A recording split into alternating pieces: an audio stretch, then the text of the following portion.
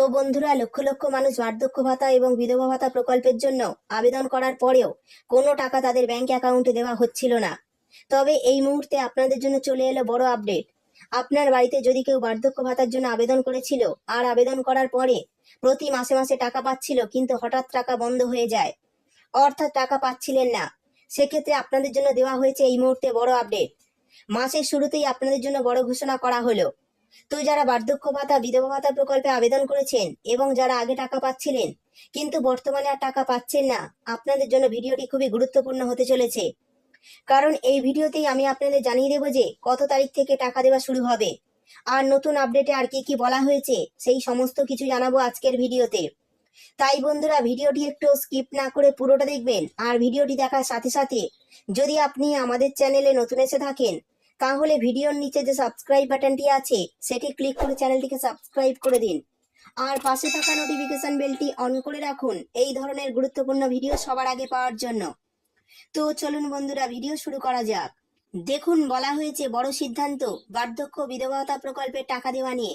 বহু অপেক্ষা করেও ব্যাংকে টাকা পাচ্ছে না, এবারে সকলের অপেক্ষার অবসান ঘটিয়ে অবশেষে বড় ঘোষণা। তো কি ঘোষণা করা হয়েছে চলুন জেনে নেওয়া যাক।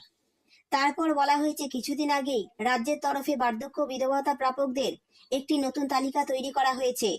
সেই তালিকা অনুযায়ী ভাতা দেওয়ার কাজে শুরু হয়েছে। প্রশাসন সূত্রে খবর, সেই লিস্টে আরো উপভোক্তাদের নাম ঢোকানো হচ্ছে। তারা এই আগস্ট মাসে সুবিধা পেতে শুরু করবে। অর্থাৎ বন্ধুরা, বুঝতেই পারলেন এই কারণে টাকাটা আপনাদের দিতে দেরি হচ্ছে, যেহেতু যাচাইয়ের কাজ চলছে। সেই সঙ্গে বলে দিই, কিছুদিন আগে আধার কার্ড জমা নেওয়া হয়েছিল। তো যারা আধার কার্ড জমা করেননি তারা অবশ্যই জমা করে ফেলুন, তা না হলে টাকা পেতে সমস্যা হতে পারে। এরপর বলা হয়েছে নতুন বার্ধক্য ভাতা দেওয়া হবে আরো 2 লক্ষ উপভোক্তাকে এবং বিধবা ভাতা দেওয়া হবে আরো 68,000 জনকে। এই বিষয় গত জুলাই মাসে পঞ্চায়েত দপ্তরে ওই নির্দেশিকা জেলাগুলিতে পৌঁছেছে। সেই মতো কাজ দ্রুত সম্পন্ন করার চেষ্টা করা হচ্ছে, অর্থাৎ দ্রুত কাজ শেষ করার চেষ্টা হচ্ছে। তো যারা নতুন করে আবেদন করেছিলেন এবং যারা টাকা পেতে পেতে হঠাৎ বন্ধ হয়ে যায়, তাদের টাকা দেওয়ার জন্য নির্দেশ দেওয়া হয়েছিল যে তারা যেন সমস্ত কাজ জুলাই মাসের মধ্যে শেষ করে, তাহলে আগস্ট মাসে টাকা দেওয়া হবে। সেই হিসাবে কাজ শেষ করা হয়েছে, এবার আপনারা আগস্ট মাসেই টাকা পাবেন।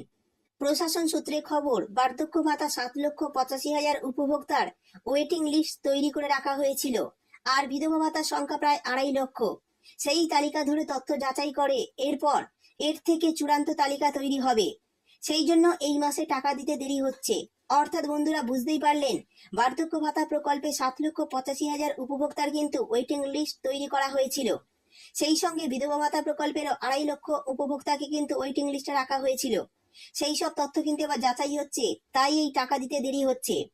রাজ্য জুড়ে বার্ধক্য বিধবা ভাতা প্রাপকের সংখ্যা আরো বাড়ছে। বার্ধক্য বিধবা ভাতা এই দুটি প্রকল্পে আরো প্রায় 2,15,000-এর মতো মানুষকে অন্তর্ভুক্ত করতে উদ্যোগী হয়েছে রাজ্য।